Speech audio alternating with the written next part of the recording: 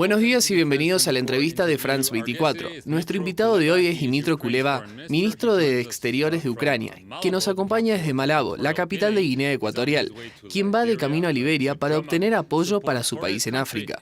Esto en el marco de la cumbre que el presidente ruso Vladimir Putin está a punto de celebrar con líderes africanos en San Petersburgo. Muchas gracias por estar con nosotros.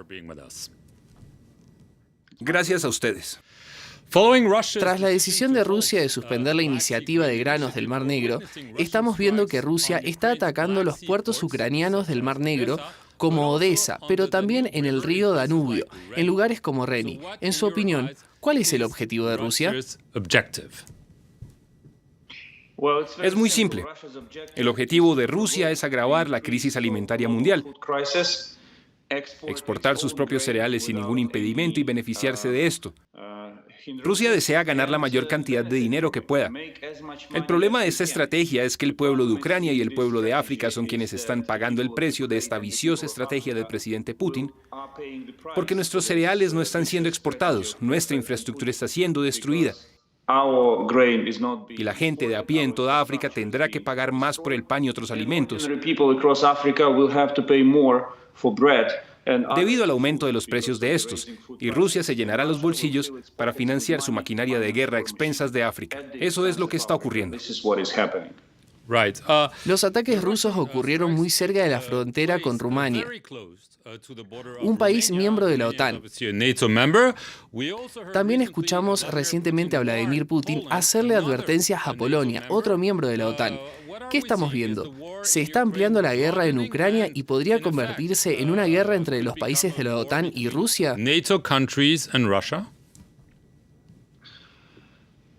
Putin atacó el puerto de Reni en el Danubio porque era una infraestructura muy eficiente para exportar el grano ucraniano y quiere destruir también esa infraestructura.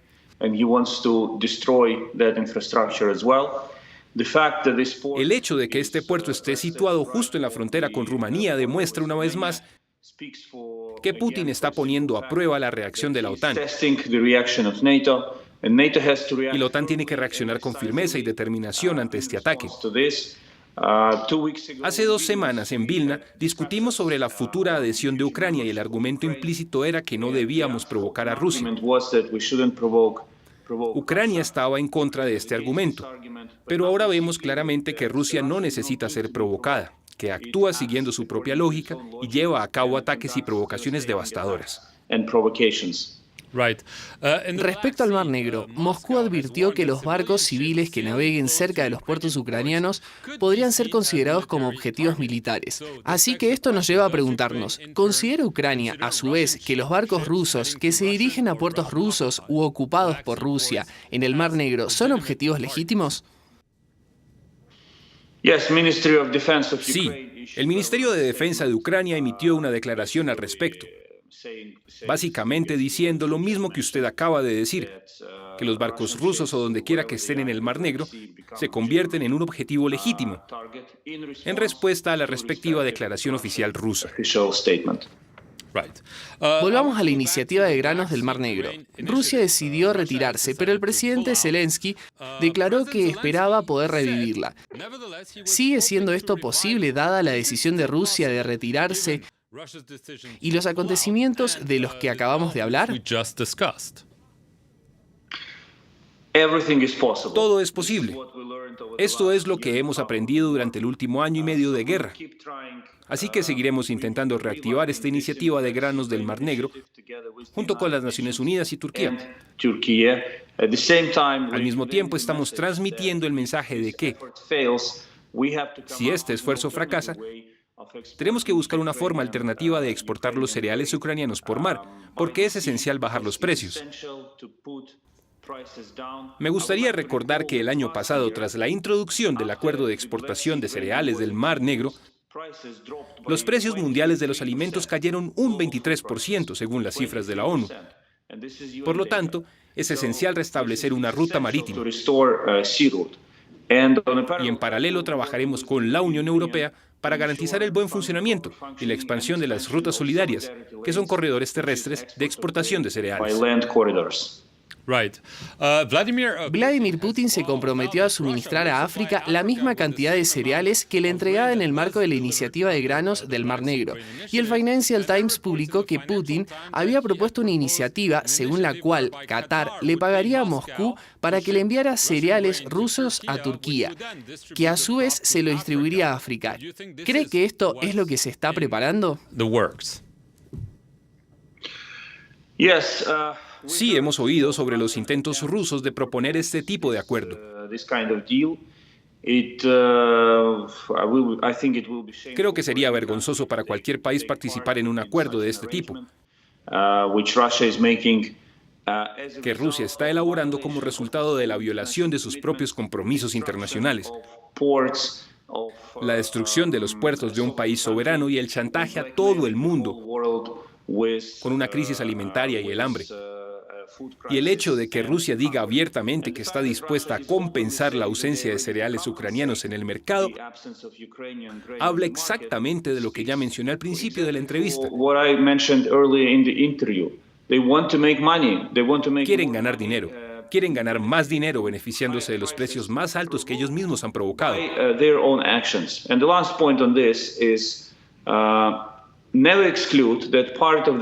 Y el último punto sobre esto es no dejar de lado que parte de los cereales que Rusia le venderá al mundo no son rusos, son cereales ucranianos robados de los territorios ocupados. Le ha expresado a Turquía, que estaba muy implicada en la iniciativa de granos del Mar Negro, que para Ucrania no es aceptable ningún intento de negociar con Rusia una solución alternativa. Estamos en diálogo con todas las partes sobre este asunto, excepto Rusia. Y todas comprenden los matices y la complejidad de este tema. En la primera cumbre de Rusia-África celebrada en el 2019, participaron más de 40 jefes de Estado y de gobierno africanos. Esta semana se celebrará otra cumbre. Usted ha estado en África 3 veces en el último mes. ¿Les está diciendo a los líderes que no asistan a esta cumbre de San Petersburgo por razones simbólicas? Es una decisión soberana de cada país participar o no en la cumbre. No interferimos en esa cuestión. Respetamos las decisiones de cada país en función de sus intereses nacionales. Pero lo que intento explicarles a mis homólogos de todos los países africanos es que el presidente Putin utilizará esta cumbre como un instrumento para limpiar su reputación. Quiere mejorar su reputación después de todos los crímenes que ha cometido. Y no se centrará en que la cooperación sea benéfica tanto para Rusia como para África. Se centrará en propósitos propagandísticos. Hablando de la presencia rusa en África, se habla mucho del grupo Wagner. ¿Está recopilando información sobre la creciente presencia del grupo Wagner en África y la está compartiendo con sus homólogos africanos? No voy a entrar en todos y cada uno de los detalles de nuestras conversaciones en África. Pero definitivamente el grupo Wagner resulta de especial interés, no solo para las naciones africanas, sino también para nosotros. Y poseemos una valiosa cantidad de información que puede ayudar a los países africanos a reforzar su seguridad. Usted mencionó la importancia de que Ucrania pueda exportar sus cereales. Hay un problema con varios países de Europa del Este que están bloqueando sus exportaciones. Se supone que esta restricción termina el 15 de septiembre, pero esos países, Polonia, Bulgaria, Eslovaquia, Hungría y Rumanía, quieren prorrogar las restricciones. ¿Esto es aceptable teniendo en cuenta lo que está ocurriendo en el Mar Negro? Es inaceptable. Las exigencias de algunos países de prorrogar la vigencia de las restricciones de la Unión Europea más allá del 15 de septiembre también van en contra de sus propios intereses. Y también deberíamos tener en cuenta el hecho de que una de las razones por las que Rusia está destruyendo la infraestructura agrícola ucraniana es porque quiere provocar más tensiones entre Ucrania y sus respectivos vecinos y no deberíamos caer en el juego de Putin. Estamos trabajando estrechamente con nuestros socios, amigos, vecinos, para evitar la situación. Mientras que Putin está sentado y riéndose en el Kremlin, observando cómo, por ejemplo, Polonia u otros países insisten en que los cereales ucranianos no entren en sus países. Entonces, ¿aún espera obtener una respuesta positiva para el 15 de septiembre? Ese es el trabajo de un diplomático, tener esperanzas y hacer las cosas realidad. A propósito de hacer las cosas realidad, el 14 de julio el jefe de gabinete del presidente de Ucrania, Andriy Yermak, declaró que Estados Unidos está, abro comillas, muy cerca de decidir si le proporciona a Ucrania los misiles de largo alcance ATACMS. Sin embargo, el Washington Post informó este domingo que la administración de Biden, en realidad, sigue negándose a entregar esos misiles a Ucrania. El Pentágono dice que Ucrania tiene otras necesidades, esencialmente desminar. ¿Está de acuerdo con esta opinión? ¿Es el desminado una prioridad mucho mayor que los misiles de largo alcance o los cazabombarderos F-16? Definitivamente, nos interesa recibir misiles ATACMS. Pero para ser claros y honestos, tengo que decir que ya estamos recibiendo misiles de largo alcance de otros países, como el Reino Unido y Francia. Entonces es un elemento que tenemos en nuestro poder. Necesitamos más, pero los tenemos. Aunque ahora es de vital importancia proporcionar a Ucrania más vehículos e instrumentos